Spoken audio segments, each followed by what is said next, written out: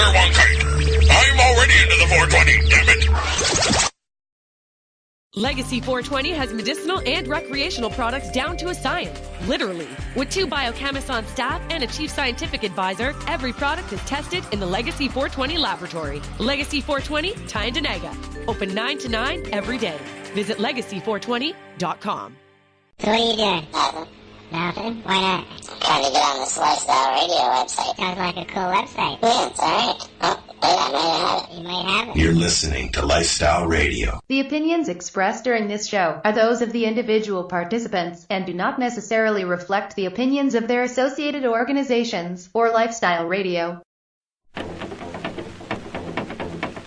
What's the matter with that cat there? Must be full of reefer. Full of reefer? Yeah, man. Mean that cat's high? Sailing. Sailing? Lightly. We now wander off the beaten path with an update from the Reefer Reporter. Hello and welcome to the Reefer Reporters with News Hawk, Kim Cooper and myself, Al Graham, and we are coming to you live from Legacy420.com's news desk here on 420radio.ca. I think, Kim, it's time to get some more medication into me. Starting off the show tongue-tied is always a good sign. Yes, it is, isn't it? Before we get going, I just want to let everybody know that the stories that we cover on the Reefer Reporters, you can now catch them on our Facebook page. On Facebook, Reefer Reporters. Just look us up there and you'll see the stories. Yep, everything that we cover. So if you're interested in a story and you want more information on it, check out the new site and we'll be loading up all of our information there every week. That's right. Okay, Kim, well, let's get going here. Sounds good to me. We'll start off in good old Canada as usual, our home and native land, as they say. More recalls on the bill.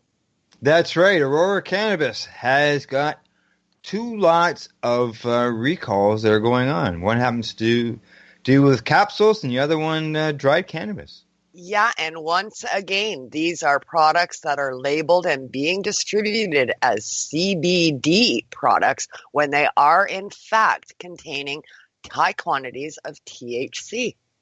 That's right. So people who are consuming them, I'm surprised. I wouldn't be surprised that they would get quite a shock when they got much higher than what they were expecting.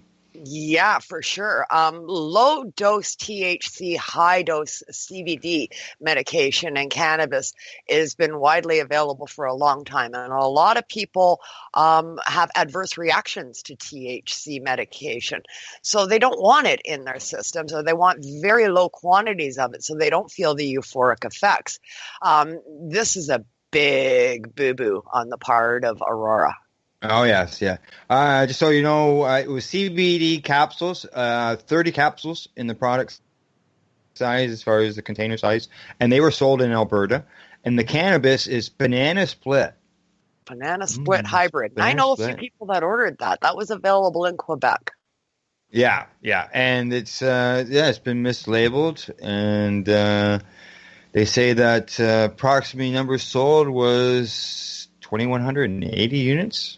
Yeah, I mean, that's a lot of units of people walking around thinking they've got CBD medication when it is, in fact, THC. This is putting a lot of people at risk. People use CBD medication prior to going on to their job sites, driving vehicles, and all kinds of other activities that could put them in harm's way if they are feeling euphoric effects off of the medicine, especially for those consumers that aren't used to THC. They will feel the effects that much more. Yes, and the time period these products were sold was between December the 14th and January the 28th, so almost 2 months ago. Now, I don't know if anybody's going to have their capsules left if they bought them back on December the 14th, but... Yeah, and once again, months and weeks behind, we're getting the test results back from these products that Health Canada is testing after they're already being consumed, after they've already been sold. And this is a big issue. These test results should be known prior to the release of these products. That's right. Exactly. Because, someone's going to get something they don't expect. That's for sure. Absolutely. All right, Kim. Now on to the next story. There was a lot of fear that when cannabis became legal here in Canada, that people would, the numbers would spike. Like there'd be so many people consuming it. Oh, yeah, we were going to have, death cars running down the roads, killing people, and, intoxicated young people on the street corners. And just every street was going to be consumed with clouds of cannabis smoke everywhere. And it was going to just cause mass chaos. This was the perception that many people had prior to legalization. Stats Canada figures are out. And it's not saying that that's happening at all. In fact, it's a complete opposite. Yeah, the number of cannabis users are relatively unchanged since legalization, according to Stats Canada. They released the figures last week that shows that 4.6 million people, or 15% of Canadians over the age of 15, reported use cannabis in the previous 3 months. Yeah, low numbers. There's not an outpouring of people. And that, cannabis consumers in this country desperately tried to shed light on this, propaganda type tactics that were coming out about cannabis use prior to legalization. But of course, nobody wanted to listen to us. Now the numbers are showing true. People that consume cannabis will consume cannabis. They're going to continue to consume cannabis. People that do not consume cannabis are not going to all of a sudden just start doing it because it's legal. You either do it or you don't. Legalization really has no bearing. Well, nearly half of the Canadians who reported using the cannabis were non-medical users, while a quarter of them were for medical purposes. So that leaves me a question. There's still a quarter left. What did the other quarter use it for? Yeah. The other quarter, I guess, are just curiosity seekers, I would suppose. But once again, being only 1/4 of that population, that's a relatively low number. Now, the survey also found that non-medical cannabis users were less likely to buy it legally, with only 26% of them saying that they bought the cannabis from an authorized retailer. Yeah, 42% or online. Of 42% of non-medical cannabis users say they continue to obtain their cannabis through illegal means, through drug dealers, compassion clubs, unlicensed dispensaries or storefronts, and unlicensed websites, according to the survey. And I don't see that changing at any time in the future. No. The legal cannabis market doesn't offer the quality of product, and it doesn't offer the convenience or the trust of the people that are consuming it, as well as the price factor. Yeah. Well, talking about prices and spending money, also in the report it says a third of the consumers reported that they didn't spend anything on cannabis that they consumed. 0. And about 8% that they spent more than $500 and or about $40 a week. Yeah, $40 a week. I know people that spend more than that on beer. Well, yeah, cigarettes cost you more than that for a carton, don't they? Absolutely, yeah, absolutely. You're up to a couple $100 if you're a cigarette smoker, for sure. Yeah. Oh, yeah, that's nasty stuff. All right, so yeah, it's good to see. Reefer Madness didn't appear. And it's not going to. All of the fears we're seeing, that they're not coming true. It's just simply not happening. There's not thousands of people on the streets with cannabis wafting into people's storefronts and this and that and the other thing. It's just not happening. That's all there is to it. And if we had safe consumption sites, it would be a moot point, right? Correct. Lounges. We'll get into that someday again, I'm sure. Yes. Okay, let's move on to our next story. Yeah, sounds good. Because it's tax time and everything. I think the story works out really good. It is. It's the time of the year where people are looking at doing their taxes. Now, this is something that medical cannabis patients have been going through for quite some time. We've been able to declare our medical cannabis on our taxes as the years have passed, as a deduction, as a medical expense. So now with legalization, people are wondering, do I get to claim it on my taxes, and can I get any of this excise tax back? Well, can they? No. No, They can't. I didn't think so. If you're a medical cannabis patient, you can declare your taxes That's right. that you've incurred on your income tax every year. There is a formula that the taxation department goes through, and you have to abide by their regs and everything. But there is a chance that you can get money back that you've paid out in excise tax or provincial or federal tax on your medical cannabis, but only as a medical cannabis patient, and you must present proof of being a patient. Yeah, and now you have to have proof, but you also have to buy it from a licensed producer. If you're buying it from a dispensary, anything along that line, your SOL. It has to be from a licensed producer. And that includes grow your own. You cannot claim any of the taxes that you've incurred to produce your own medicine, which really is putting people in a bad spot because of the prices of cannabis through a legal producer. Many patients can't afford to buy solely from an LP at this time. And the formula that they provide, you have to buy it from a legal producer. It can't be, as you said, a compassion club or anything of that nature. And you have to subtract your base amount of $2,268 or 3% of your net income, whichever is greater, prior to getting any money back. So that would mean you're paying over $2,300 in taxes to an LP. Beyond that, you can get some of it back. Wow. So there does exist a formula. Whether or not it will help the average consumer, unlikely. Yeah.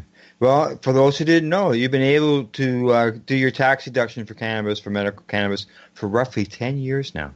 Yep. And you can go back. You can claim back taxes on medical expenses. I believe it's up to 5 years.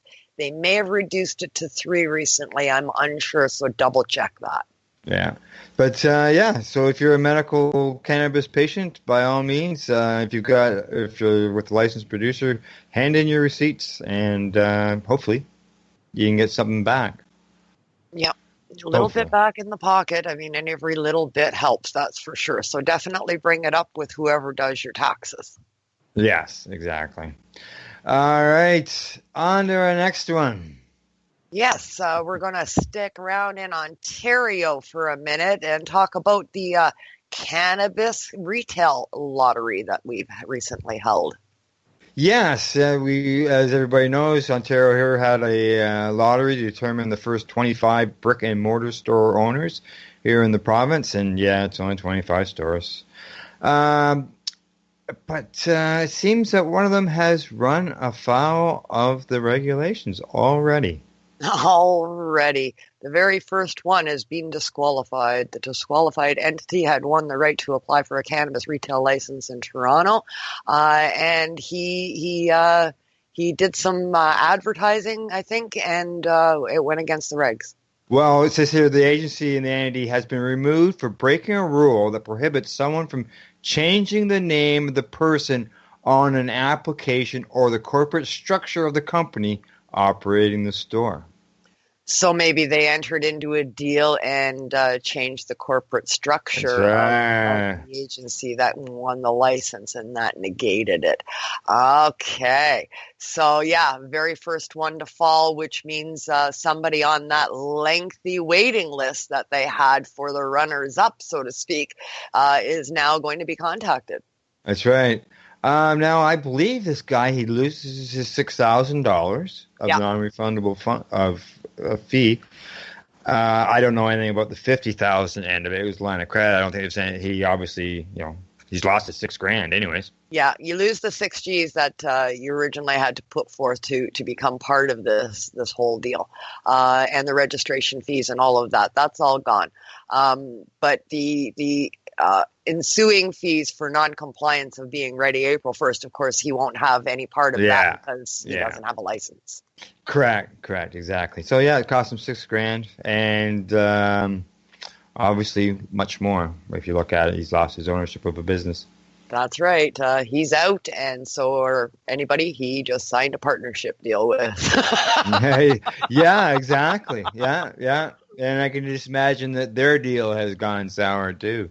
Yeah. No so business, like a domino effect for him for sure right now. I'm sure of that. Yes, exactly.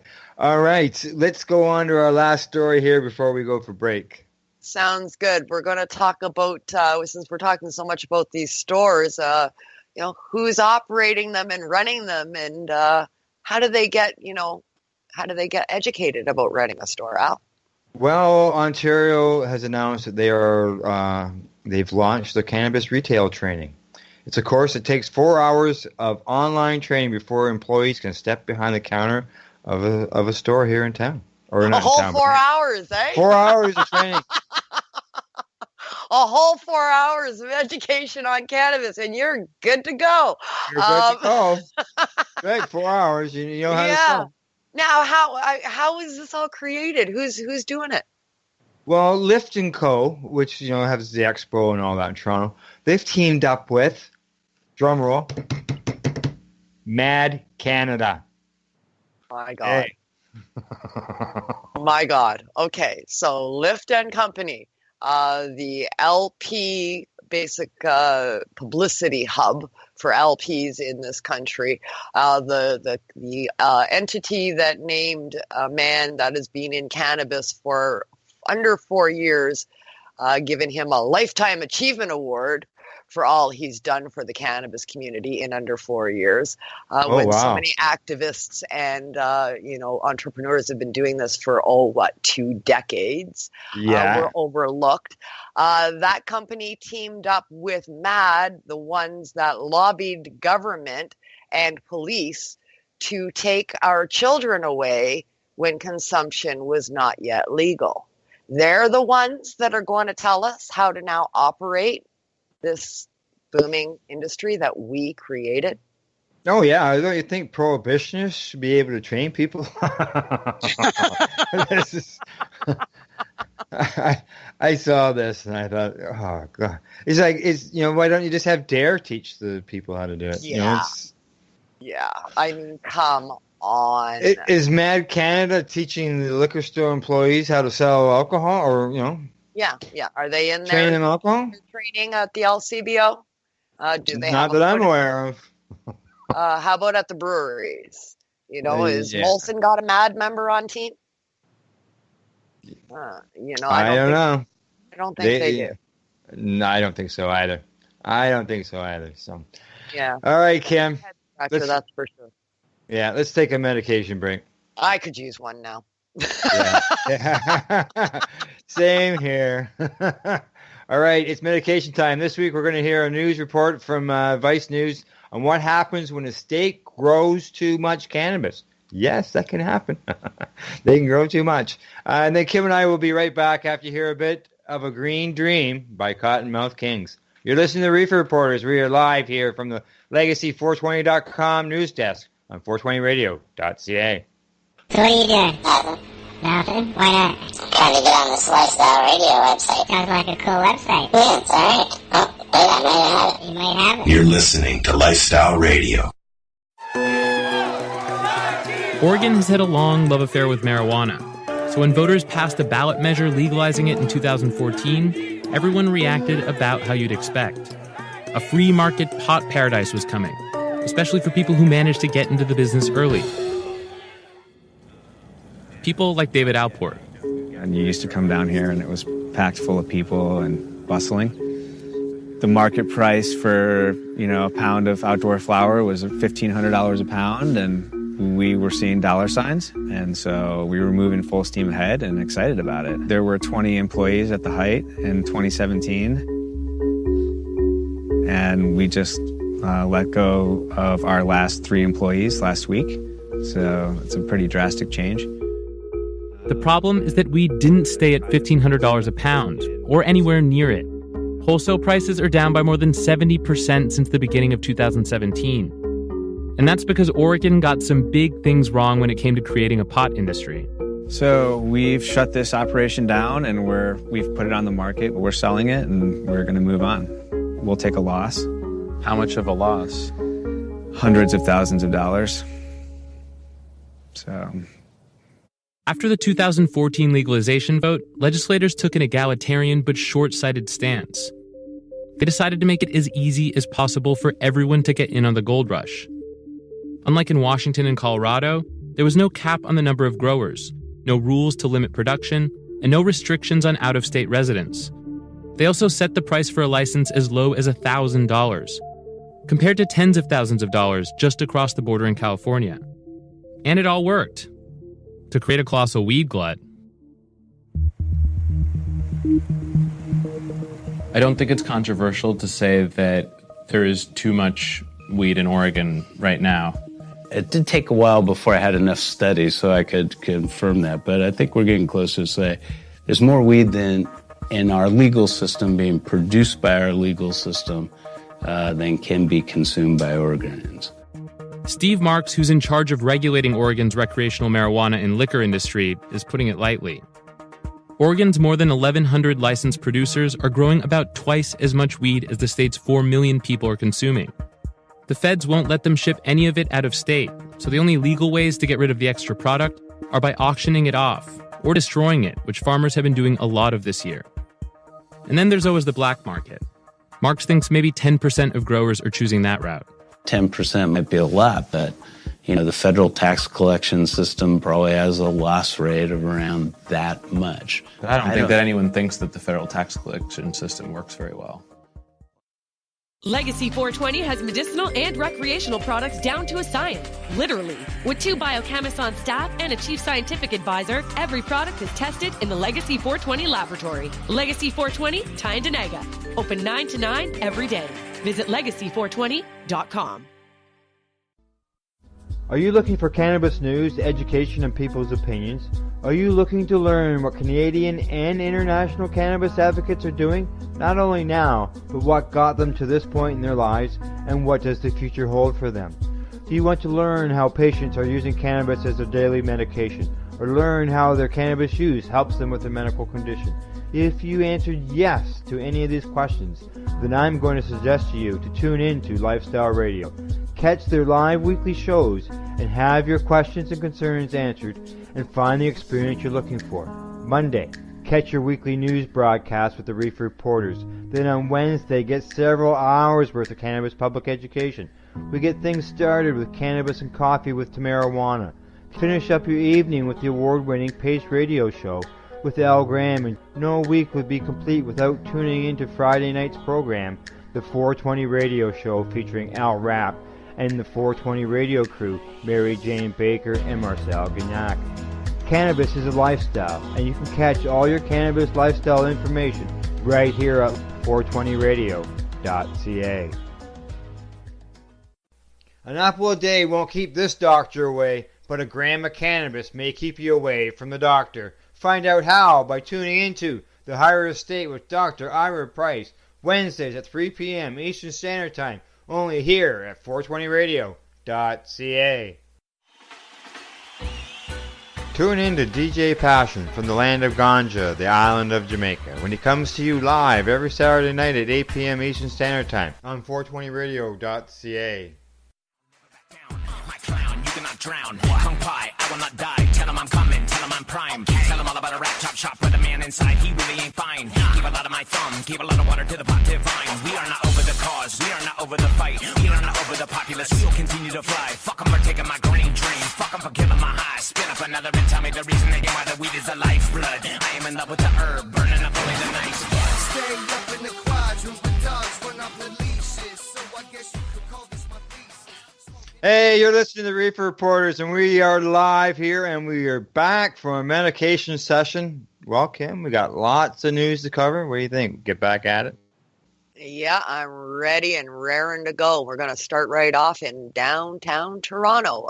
We discussed the lottery that took place, giving Ontario residents opportunity to apply for a retail license to sell cannabis.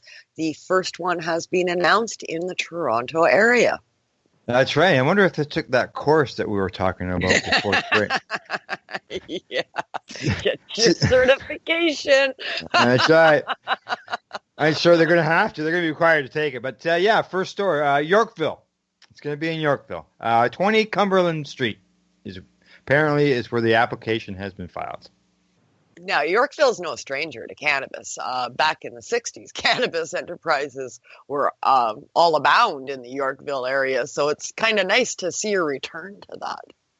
Yeah, they describe the area as luxury retailers and swanky restaurants. Yeah, it's changed a lot over the years, that's for sure. It used to be Hippieville. It isn't anymore, that's for sure. Applications have also been filed around in Brampton, Lakeshore Road, and in St. Catharines. But this is the first one to be formally announced in Toronto. Yeah, that's right. And the regulator is accepting public submissions on the location because the public can, get involved in this, whether they like it or not. And February the 20th is when they have to be in by. Yep. So looking good for the downtown Toronto area. You're going to have a legal brick and mortar store come April, right in the heart of Yorkville. I wonder if Yorkville rent prices will have any reflection on the cannabis prices that are available there. Yeah, I don't know. Well, I know there was one announced as well for Ottawa. And the article on it, I haven't got it in front of me, but the article on it had interviews with people within the village that it was going into, and they were just ecstatic that this was coming in. They were talking about all the tourists and all the people that were going to come in, help revitalize things. It brings money. If people are stopping or coming to an area, if there's only so many stores. If you're lucky enough to get one, people from everywhere will come to that store. If they've driven a far ways to get there, they're not just going into your store and leaving. Other businesses in the surrounding community will benefit economically with tourism. And that is a fact. Yeah. Oh, yeah. Other places are talking about how it's going to revitalize downtown. There was a place out in Saskatchewan. The city was ecstatic about going down there because of revitalization and bring people to the downtown. Unfortunately, I live in a town that opted out. Yeah. So, no revitalization for us. Sometimes no matter what the citizens want, government entities just don't listen. And sometimes, that's right. Sometimes. And that kind of brings us into our next story. It sure does, doesn't it? I think this is going to be an ongoing confrontation that's going on here. Yeah, I think this is going to be a very long one. It's happening to many municipalities across the country, not just in Ontario. We're going to focus a little bit on Northern Ontario for this story. Town councils in many northern communities are trying to enact and are looking at considering bylaw recommendations that would make it illegal to consume cannabis on city sidewalks and streets, your homes, pretty much anywhere, but inside your home is going to be the only place that you can consume it. So parks, city sidewalks, any outdoor venue, not going to be allowed. If they enact these bylaws onto people, they're overriding not only federal regulation, but provincial regulation, which allows us in Ontario to consume anywhere that smoking is allowed under Smoke-Free Ontario. This is going to be a huge issue, considering the amount of people, especially in Northern Ontario, that are in rental positions, apartment buildings, rental homes. 99% of them are smoke-free. Well, according to the councillor, Jeremy Seguin, he says there's no issues. Keep it on private property. There shouldn't be any issues. Well, excuse me, buddy, but, apartments are people's homes, and you want to ban people from consuming them in apartments? Yeah. Well, if that's the only place you can consume, then you're now left with a large population of your citizens that can go to a store or buy online a legal product, but can't consume it anywhere without hiding away and risk being fined or even, go to jail for breaking the law multiple times. Jail time is on the table for sure if you have multiple fines for the same thing. And if you can't consume it anywhere and you keep getting caught, then guaranteed you're going to have multiple fines for the same thing. That's right. How would this go for absolutely anything else that's legal in this country? Is there this kind of regulation for anything? There's a $200 fine for consuming on a sidewalk. And just so you know, the existing bylaw for tobacco smoking, which doesn't ban smoking of cigarettes on the sidewalk. Yeah. It only has a maximum fine of $150. So they got a $50 less fine, and they can consume on a sidewalk. Yeah, and Smoke-Free Ontario. And on a road. You can't even smoke on a road according to this bylaw here going on. Yep, that's right. And Smoke-Free Ontario, which is the enacting regulation that we're supposed to abide by for consumption in this province, says that you can consume cannabis anywhere smoking is allowed. So these jurisdictions are enacting bylaws that are completely against people's rights to consume a legal product and trying to override not only provincial but federal regulation. That's right. Yeah, exactly. It's just it's just crazy. Now there is one part in the bylaw, which helps patients, and these bylaw won't go against patients, but still. Yeah, patients are exempt, but you're going to be hassled. You're going to be asked to produce, your documentation that proves you're a patient every time you light up anywhere in one of these jurisdictions that has these bylaws. So patients are going to be hassled for sure. Ongoing discussions with people about this. I've heard people say, well, it shouldn't be the same as cigarettes or booze because when I walk by cannabis and I smell it, I'm going to get high, so it affects me. Well, excuse me, I'm sorry. No, it does not. In the court of law, as well as the Olympic Committee, as well as, the Employment Standards Acts, this cannabis being smelled or being in a room where cannabis has been consumed has been tried to be used by consumers as a defense in the court of law. In the Olympic Committee, specifically Ross Revigliati, he tried to use that as a defense, saying, oh, well, I just walked through a room where it was being smoked. That's why I tested positive.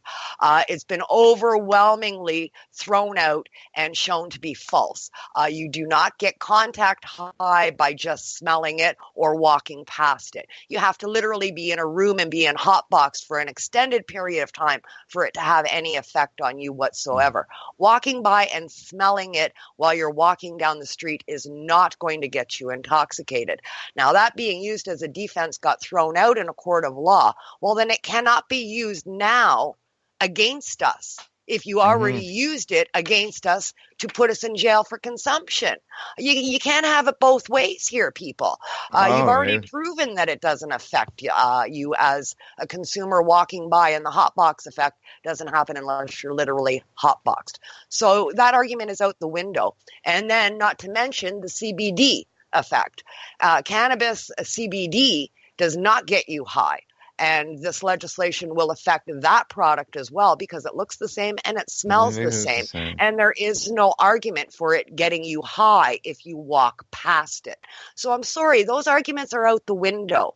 It comes down to you don't like the smell. Well, you know what? You can't regulate smell. Well, the University of Toronto public health professor, Pamela Kaufman, I believe she says, I think there is some confusion in that way that people think cannabis smoke is much safer than tobacco smoke, but we don't know that yet. Geez, I don't know. All you got to do is look at the deaths. You can just look at the deaths. You can see that right away. Yeah. Which one is better? Yeah. But consumers aren't dying of cancer and lung cancer and lung-related illness, and tobacco smokers are. I think the relevant evidence is clear already on that. Now, on another note with banning of the smoking end, my own experience here just this weekend, I went to our local Legion for a brunch, and there was a sign on the doorway that there was no smoking or vaping of cannabis allowed on the property at the Legion. They had this at the front door, and they also had it at the back door where the smoking area is, where people have to go out there and smoke cigarettes. So you can't even go out into the smoking area to smoke your cannabis. You have to leave the property. Now it's like a hospital. Leave the property. Yeah, well, this is the Legion. You know, we're for veterans. We have over 7,000, probably close to 8,000 veterans in Canada that use cannabis as a medical benefit.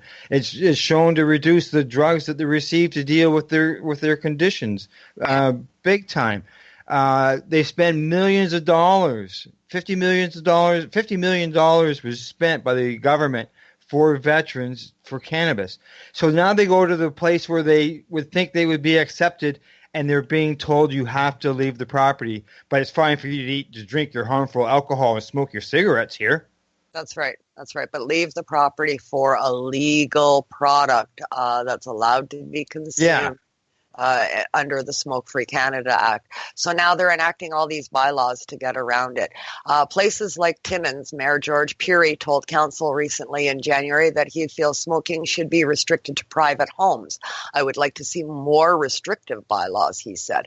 So I encourage the people of Timmins to reach out to their council members as well as to George Peary and let him know your views on this. We've shown time and time again and discussed right here on this news broadcast of economic boon associated with cannabis sales and cannabis consumption. Tourism, shops, people coming out, a revitalization of cities, as well as just equal rights. Any right that gets trampled, when you have the right to do something and a city or a town or tries to bylaw away that right, it affects everybody in the long run. And it's a slippery slope to allow one to happen because you favor the politics in that direction. You have to look at the issue as a whole. They're infringing on human rights here, and that has to be addressed. Yeah, it's going to be interesting. I'm sure you're going to have quite the battles up there in the northern country. So looking forward to this year's 420. I'm sure you are. Okay, now we've had lots of stories in the past about raids at dispensaries and how they're being shut down left and right. And our next story, it's a little different. Yeah, Kelowna has been without cannabis dispensaries since legalization began, and they've had enough. So they're going to open some dispensaries. That's right. They are. That's right. They're looking at potential sites. One place used to be a restaurant, they say. And why not? They're fed up of waiting. Yeah, why not? They're taking matters into their own hands. Now, we did a story on this a couple of weeks ago where lawyers were quoted as saying, provinces are looking at this because people have had enough, right? And here we go. Kelowna, they're stepping out in front. They're one of the ones that have had enough. They're not waiting for the feds. They're not waiting for the province. They said, no, we're going to take matters into our own hands, and we're going to start looking at some sites, and we're coming up with a licensing regime program, and we're going to get some dispensaries open for our constituents. Yeah, everybody, it was done through a lottery system. All right. They were all assigned numbers, with like little wooden balls, and they were put into a lottery machine, like a bingo machine, and rolled around, and the first number to pop out was this guy by the name of Chris Gayford. Yeah, happy. He's a happy guy. He owns Mary Jane's headquarters on Rutland Road in South Kelowna. So he's thrilled. Yeah, well, there's him and 14 other candidates. They said they got lots of work to do. City Council has to approve their zoning applications, and they also require a provincial approval. Yeah, but he figures he's on a roll and he's going to get it done. He's quoted as saying, you know what I did last night? I felt like luck was with me, so I went to the roulette table, threw down $100 on black, and I won. So he's confident in the future, and he's hoping that this continues. Yes. And this is Kelowna. This is just the city, never mind a whole province. Yeah, deciding on just doing it themselves. These guys, yeah. The city is done waiting for the province. The province is fed up waiting for the feds. So, I mean, it's trickling down to municipal levels where people are taking matters, and government bodies are taking matters into their own hands. They're saying, you know what, you made it legal, so let's just do this. That's right. Exactly. And, some of our stories today have touched on, stigmatism as far as, people, laws that are coming out, these crazy laws that are coming out. And I see in our next article, a Kingston advocate urges fellow users to challenge the stereotypes.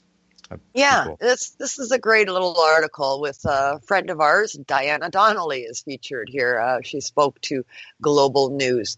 Cannabis became legal in fall, but she's quoted here as saying that the pothead stereotypes continue to thrive because of visuals used in marijuana-related media stories. And I see her point for sure. Yeah. Oh, yeah. And as she says, they're reusing the same images over and over again. And yes, I have to agree with her there. There constantly is. Some people say there's that girl again with the weed hat on. Yeah. Or that guy smoking that great big cannon out in front of Parliament Hill. That's right. Do they show grandma using her CBD oil? Do they show the kid having a seizure, getting the drops under the tongue, and the seizure stopping? No, they don't show these things. They don't show the businessman out while everybody else is having a cigarette. He's having a vape and then goes back to work. Yeah. They don't show these things. No, they don't. They don't whatsoever. And they say here that when people in the streets of Kingston were asked about the image that comes to mind when picturing a cannabis user, the responses consistently conjured up an image of a long-haired person wearing loose clothing and heart-shaped sunglasses. Yeah. I mean, really? It isn't 1960 anymore, people. I occasionally don my cat-shaped sunglasses at events, but I don't wear them daily. We have lives. We go to events and we have fun, just as anybody else goes to events and has fun that's in the PTA or the bowling league. But that isn't representative of who we are. Yeah, exactly. Well, she's hoping to help erase some of the stigmatism and the stereotypes by talking about the educational things. The other purposes or other ways that people can use cannabis. As she says here, she makes cannabis-infused butter. She sautés vegetables in it. She makes scrambled eggs that are medicated, high in CBD. And I know exactly what she means because I do exactly the same thing, and I post my pictures on Facebook and everything. I had a breakfast. I had a breakfast the other day. Everything that I had some medication in it. Yeah, that's right. When you low dose and it becomes part of your everyday diet, you don't get the euphoric effects. We're not getting high with breakfast. My levels, according to testing levels, I would be considered high when I wake up out of bed in the morning. If we were to go by those kind of regulations and levels, it doesn't work that way for people that do low dose all day long. There are no euphoric effects. And who says these people, as she mentioned, she uses high CBD product, but even if you don't use a high CBD product, if you're not heating it up, it doesn't carboxylate it, and you still don't get your euphoric effect. So that's right. And that's the biggest thing is people don't understand all of these nuances and differences, and they just assume, pot is pot, and you're all stoned. Education. I mean, it takes education. We've had propaganda spoon-fed for 90 years plus. It's going to take a while to cut through that with a lot of people. Yeah, well, Diane says that she understands that changing perceptions of cannabis users won't happen overnight, and adding that she needs help from other users to challenge the stereotypes. And those are the same things that I've been going through too, and dealing right here in my own town, dealing with that. I think we're all pushing to change the typical stereotype. Look at me over here. I'm a grandma in my mid to late 50s, and I've been a consumer for 40 years, since you've known me probably. And you just didn't even know. So does that change anything? Yeah, exactly. So, all right, Kim, break time. All right, sounds good.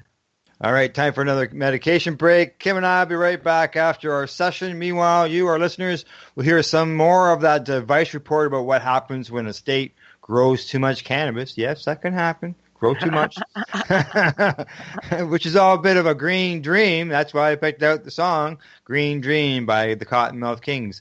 You're listening to the Reefer Reporters. We are live from the Legacy420.com news desk here at 420radio.ca. Hey, this is Cheech. And this is Chong. And you're listening to Lifestyle Radio. What is it? Lifestyle Radio. Say it one more time. 420 Radio? Ooh.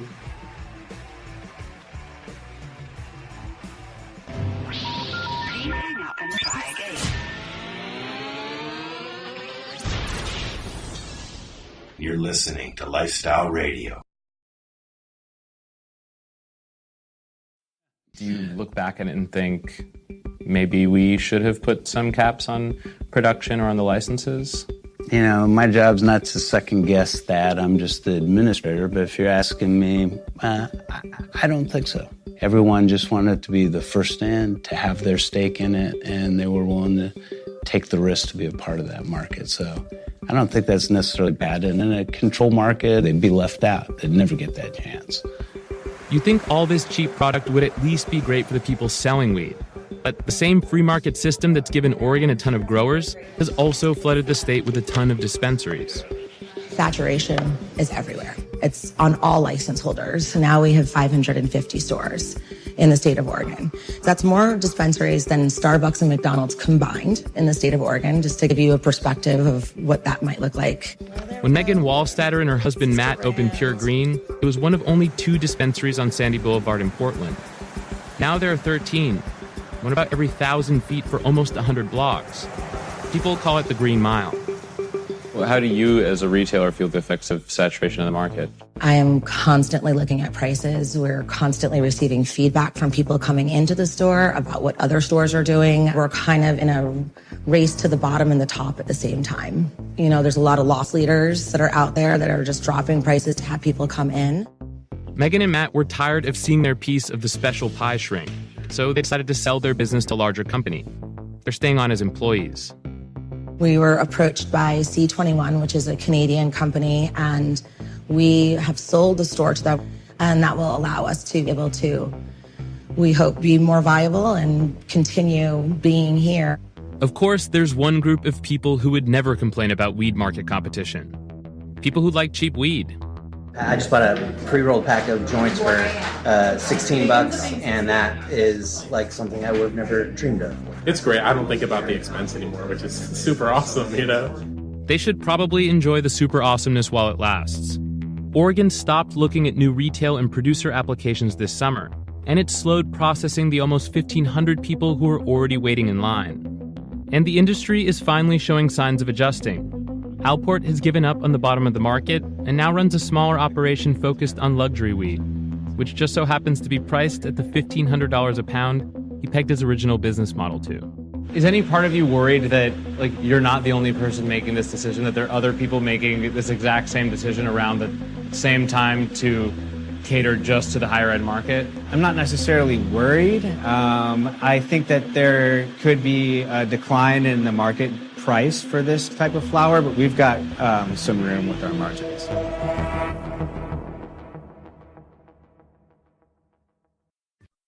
Are you looking for cannabis news, education, and people's opinions? Are you looking to learn what Canadian and international cannabis advocates are doing, not only now, but what got them to this point in their lives, and what does the future hold for them? Do you want to learn how patients are using cannabis as their daily medication, or learn how their cannabis use helps them with their medical condition? If you answered yes to any of these questions, then I'm going to suggest to you to tune in to Lifestyle Radio. Catch their live weekly shows and have your questions and concerns answered and find the experience you're looking for. Monday, Catch your weekly news broadcast with the Reefer Reporters. Then on Wednesday, get several hours worth of cannabis public education. We get things started with cannabis and coffee with Marijuana. Finish up your evening with the award-winning Pace Radio Show with Al Graham, and no week would be complete without tuning into Friday night's program, the 420 Radio Show featuring Al Rapp and the 420 Radio crew, Mary Jane Baker and Marcel Gignac. Cannabis is a lifestyle, and you can catch all your cannabis lifestyle information right here at 420radio.ca. An apple a day won't keep this doctor away, but a gram of cannabis may keep you away from the doctor. Find out how by tuning into The Higher Estate with Dr. Ira Price, Wednesdays at 3 p.m. Eastern Standard Time, only here at 420radio.ca. Tune in to DJ Passion from the land of Ganja, the island of Jamaica, when he comes to you live every Saturday night at 8 p.m. Eastern Standard Time on 420radio.ca. Legacy 420 has medicinal and recreational products down to a science, literally. With 2 biochemists on staff and a chief scientific advisor, every product is tested in the Legacy 420 laboratory. Legacy 420, Tyendinaga. Open 9 to 9 every day. Visit legacy420.com.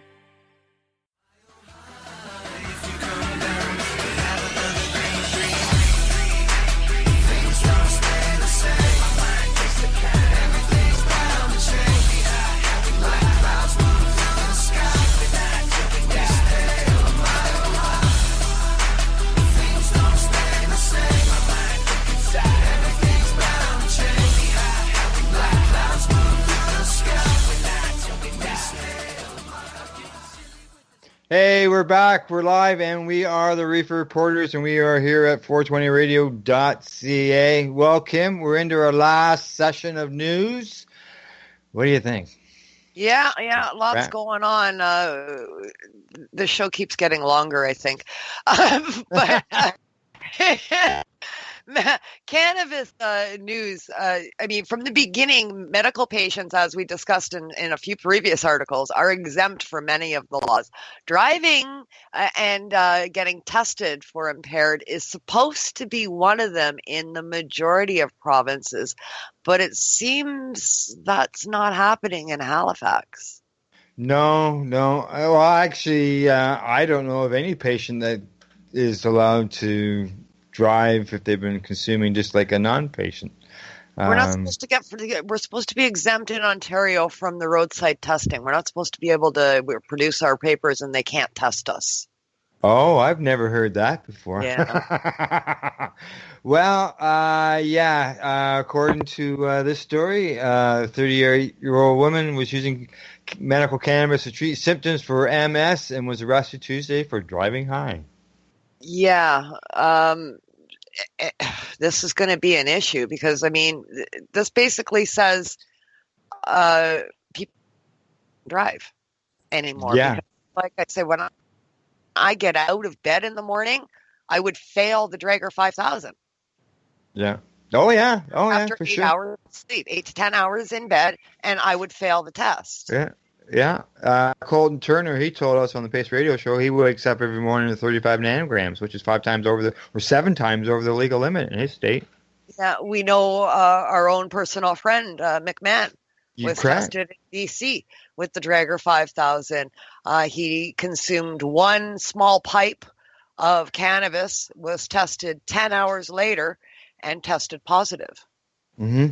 Well, according to this report here with this lady, she says that she consumed about half a tiny joint about 4 p.m. that day. Several hours later, after taking her son out for dinner to celebrate his 19th birthday, she admitted to having she had a drink while she was out.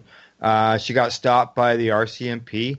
This would be like 6 hours after she consumed, almost 7 hours after she consumed that half a tiny joint. Yeah. It didn't go well, did it? No, it didn't go well. She lost her car. Everything was impounded. She had to take more time off work. She was, after being taken to the station, she was given basically two options. She could either get blood work done or take a more extensive sobriety test with a drug recognition expert, a DRE, which we've also discussed at great length. They are completely unreliable. Gray chose the latter. She chose the DRE, and she passed. Despite her concerns that her symptoms of MS might have been misinterpreted.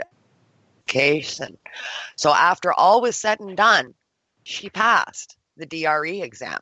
She was found to not be intoxicated. Still, despite having to be found unimpaired, she lost her license for a week under the law. She had to pay a $150 fine to get reinstated and reprinted. And she also had to pay another $250 to have her car back. And she was found to be not impaired at the end. Not impaired. Yeah, it says here that she told the officer that she had had a drink. So she did a breathalyzer and she passed. But the officer smelled cannabis in the car. They recommended she move it to the trunk as provincial law, and after doing so, she agreed to do a roadside oral fluid test. Yeah, and that's the Draeger 5000. Yeah, and that was what informed her that she was over the limit. So then they opted to do a DRE after that. So she was charged with the Draeger 5000. They impounded her car. They laid the charge. She opted for the DRE and the follow-up testing. At that point, she was found to be not impaired. She still has to pay all the fines. She still has to get her car back, and she still loses her license for a week because the charge was already laid. That's not right. Not right whatsoever. No way. Yeah, but yeah, it happens, and before she would have to take it all to court, all that stuff, in order to fight it. Obviously. Yeah.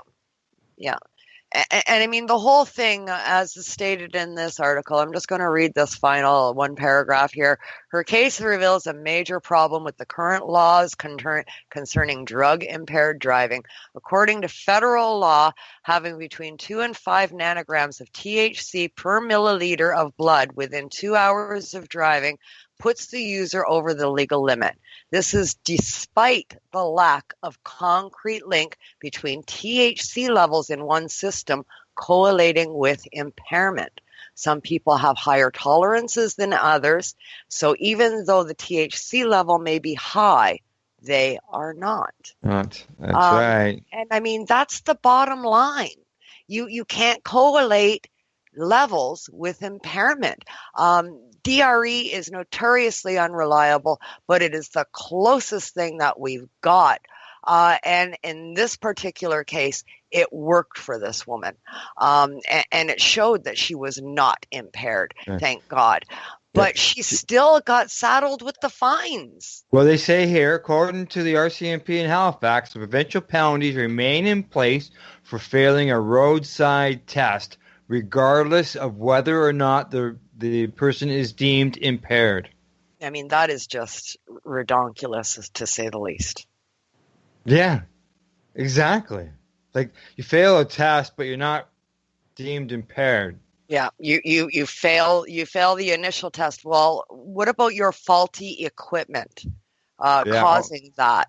The Draeger 5000 has shown over 45% of the times you get a false reading, or there's a problem with the equipment. That's almost half.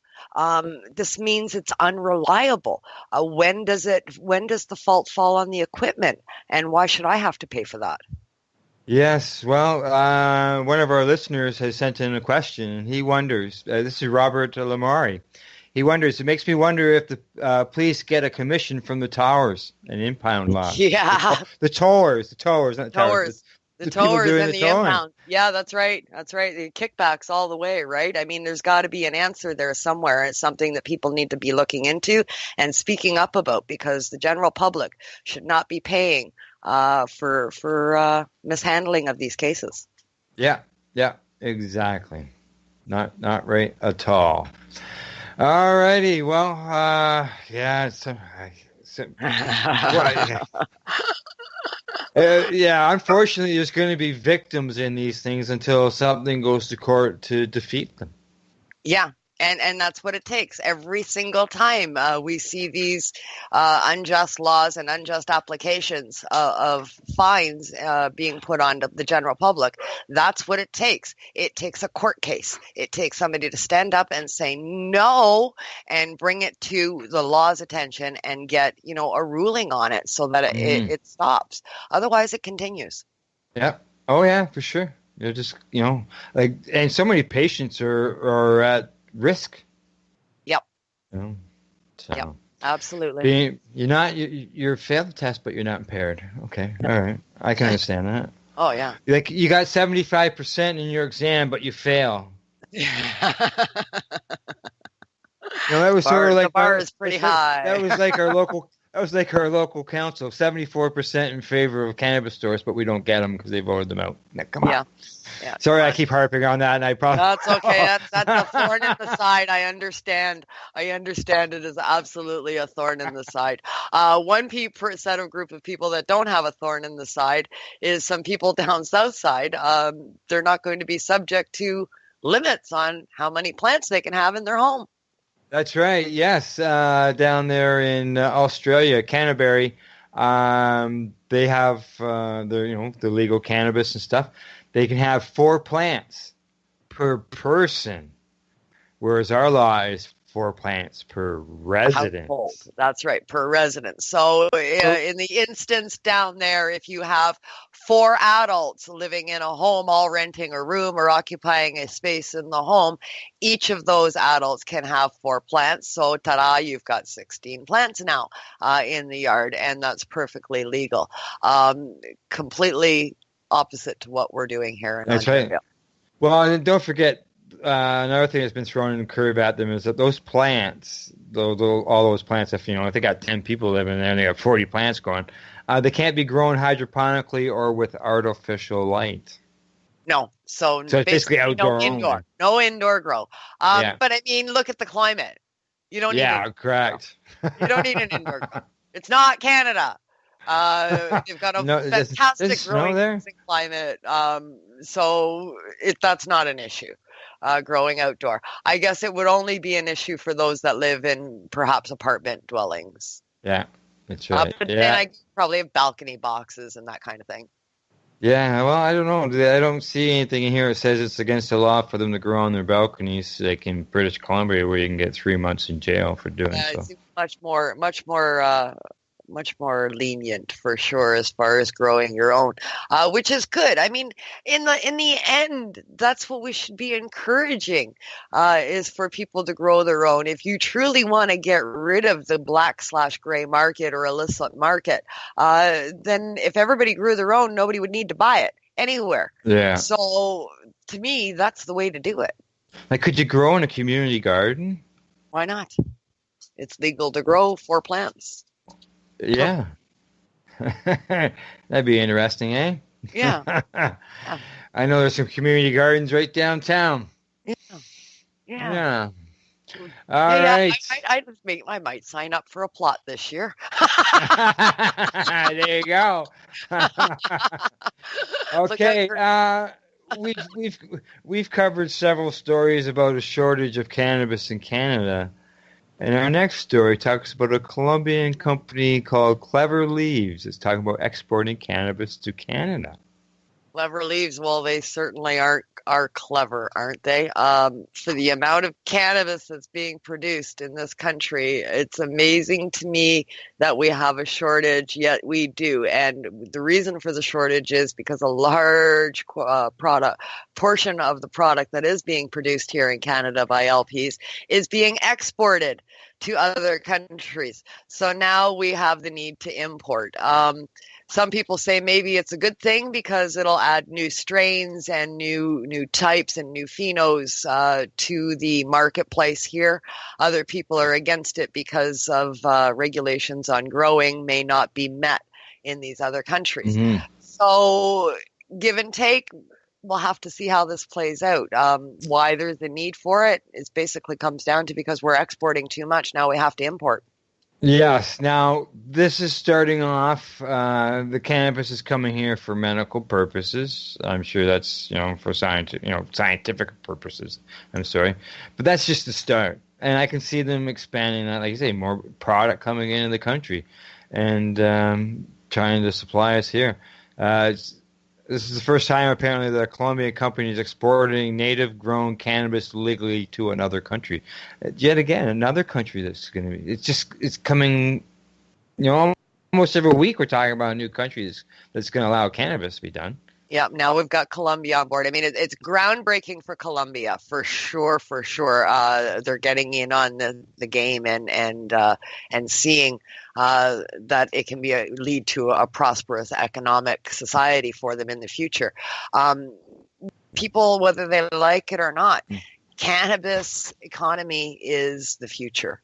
Whether that be through hemp, through cannabis or cannabis-related products, that is the future for most economies on the trading market today.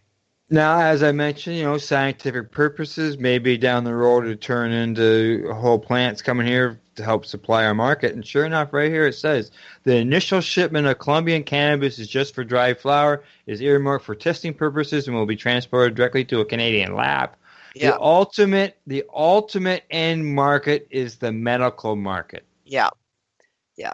Which is required by Colombian regulations well. It can only supply a medical market. So that's what they're looking to infuse. And, I mean, let's face it, the medical market in Canada will welcome something like this with open arms if they can then in turn sell the product that they're producing locally at a higher rate through the rec market here. They'd be quite happy to import Canadian meds for the medicinal market from outside the growing capacity, because they can probably get it cheaper than what they can produce it here because of the growing conditions that are happening overseas in places like Colombia. So economically, it makes sense for the LP market to import the medicinal product, and Health Canada has already provided for that in the Health Canada new regulations with the Cannabis Act, and they've specifically stated that no imported cannabis can be sold in the rec market, but it can be sold in the medicinal market. That's so, right. I mean, there are, with that wording being in there and the evolution of this happening, to me, it was already in the planning stages prior to the release of the Cannabis Act. Yeah. Oh, yeah, yeah. And like you say, they, they're planning on bringing the stuff here. They're just waiting for approvals through Health Canada, and they will be only available for medical patients. They won't be, like you said, won't be available commercially. Won't be able to buy them at OCS or anything. Yeah, that's right. Not in the beginning, anyways. I can see that happening down the road, though. Yeah, but I mean, the information is now trickling out after the Cannabis Act was released, and you can see the correlations. So the backroom deals on this kind of stuff were already done a year ago. Yeah. Sure. Oh yeah, we're just slowly learning about things. So that's right. We're always behind. All right, let's move on. We're going to Oklahoma. Yeah, Oklahoma. I've been following this story for the last several months, and oh my Lord, my heart goes out to the transportation industry in Oklahoma. We're going to talk a little bit about a situation where a company was growing legal hemp on a farm.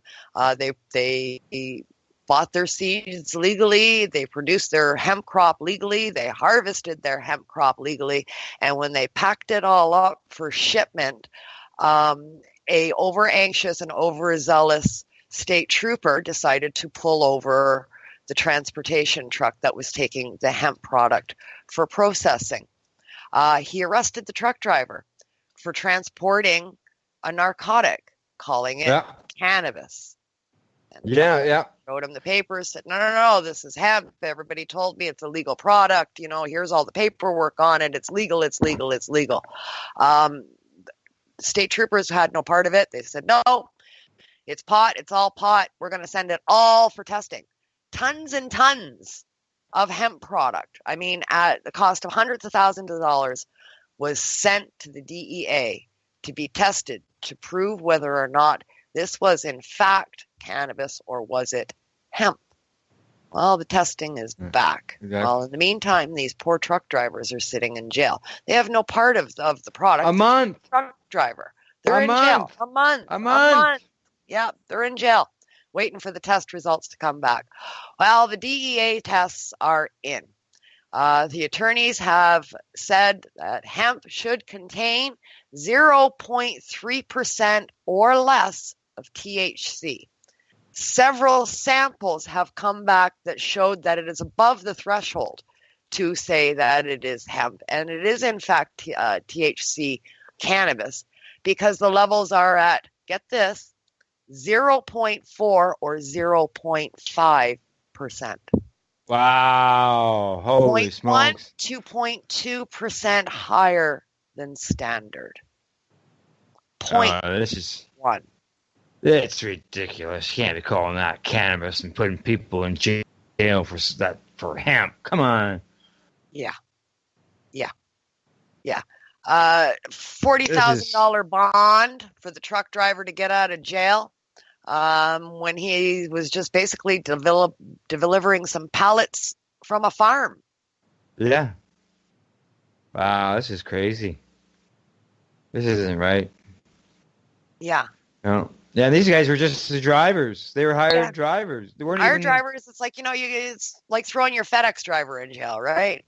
Yeah. I had one at the door earlier. What are you delivering? Oh, you're going to jail. I mean, really? Really, yeah. This is ridiculous. Really, Oklahoma? Come on. This is what you're doing with your taxpayers' dollars? Now, I hope their cannabis isn't what I'm seeing in this picture here, because it doesn't look very good. It's hemp. Brown swag. Hemp. It's seeded hemp. Is what it was. It was hemp for seeds. It was going to be processed and decorrugated and all of that, and it was stopped en route. Yeah, that's ridiculous. Nasty. Okay, Kim, we got one more story left, and this one was just announced today, and actually I just grabbed it during our broadcast today, and that happens to the fact down in the U.S., U.S. president nominee, or not, running for president for the Democratic side of things. She's one of Democratic nomination, yeah. Correct. Kamala Harris, she wants to legalize cannabis. Yeah. She says it gives a lot of people joy. Well, it sure does. The Democratic senator also admitted to smoking a joint in college, and it made me subtle dig at President Bill Clinton by adding, and I inhaled it. She made a reference to the comment that Clinton made in the 92 campaign when he said he tried it, but he didn't inhale. That's right. Well, she was asked on a New York radio show, The Breakfast Club, that rumors that she didn't support legalization were completely false. She says that that's not true. She says, half my family is from Jamaica. Are you kidding me? Now, not everybody. I'm sure not everybody in Jamaica smokes cannabis, but yeah. But you get the gist of it. Yeah, she is Jamaican, and she does own up to inhaling. She is pro-cannabis, and one of the candidates running for the 2020 election. That's right. Exactly. Now, whether she's always been that way or not, I don't know. But obviously, in the U.S., the tide has changed. It should be going, towards the legalization route, and she's grabbing that. So it'd be interesting to see what some of the other candidates come right out and say that, hey, let's legalize cannabis. Yeah. Are they going to be for or against, and how much influence will that have on the vote? Yeah, exactly. So we'll see what happens. I know there's others that are in favor, but it's just nice to see someone's come out during this run as a Democratic hopeful to become president, that they would speak up like this. So let's hope more of them do. Tides are turning. That's right. Well, you got to think, how often are we getting on here talking about other countries that are legalizing cannabis one way or the other? Oh, and yeah. the U.S., federally, the U.S. is not even doing anything on it. It's all being done by states. So Yeah, well, it's over Just three quarters. Over 3/4 of the U.S. now has some sort of a cannabis policy enacted. Yeah. So it's about time they do something federally, I think. Oh yeah, for sure. All right, Kim, I think that's it, eh? It's been a busy week, and I'm sure it's going to continue, and we'll be back again next week with more. That's right. And don't forget, any of these stories that we covered today during the broadcast are or will be available at the Reefer Reporter Facebook page. That way you can read them for yourselves. Yep. All right. Okay, that's our Reefer Report for February the 11th, 2019. If you'd like to read the stories, as I just mentioned, go to the Reefer Reporters page. In closing, we'd like to say thank you for listening to our report. If you enjoyed it, please share it with those you love and those you don't. And don't forget to educate, medicate, and do not incarcerate. Bark at you later. Legacy 420 has medicinal and recreational products down to a science. Literally. With 2 biochemists on staff and a chief scientific advisor, every product is tested in the Legacy 420 laboratory. Legacy 420, Tyendinaga. Open 9 to 9 every day. Visit legacy420.com.